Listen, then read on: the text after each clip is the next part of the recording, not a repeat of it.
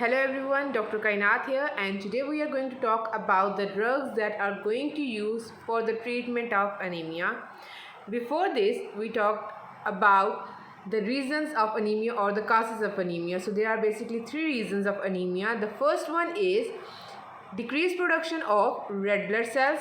The second one is increased destruction of the blood cells, and the third and the last one is bone marrow issue.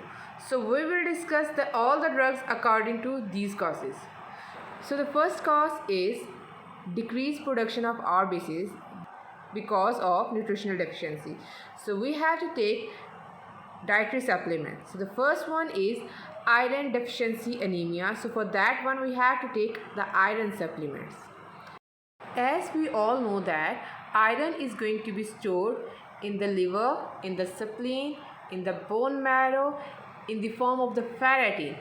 Symptoms that are going to be caused by the iron deficiency anemia are, the special one is, the first one is the pica, that is the hunger of the eyes. The second one is koinonia, that is the upward movement of the nails.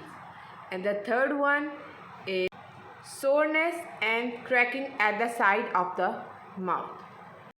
The recommended dose for the iron deficiency anemia or to take iron supplement recommended by CDC is 150 to 180 mg daily into 2 to 3 divided doses. Now we have to move toward the pharmacokinetics. Can easily absorb through the stomach. In the SD condition, it is always available in the form of the ferritin, that is the more soluble form, and it is going to absorb from the intestine. Now we have to talk about the side effect or the adverse effect of the oral and parenteral iron. So if we are going to take iron orally, it can cause side effect like they can disturb the GIT tract and they cause the darkness of the stool.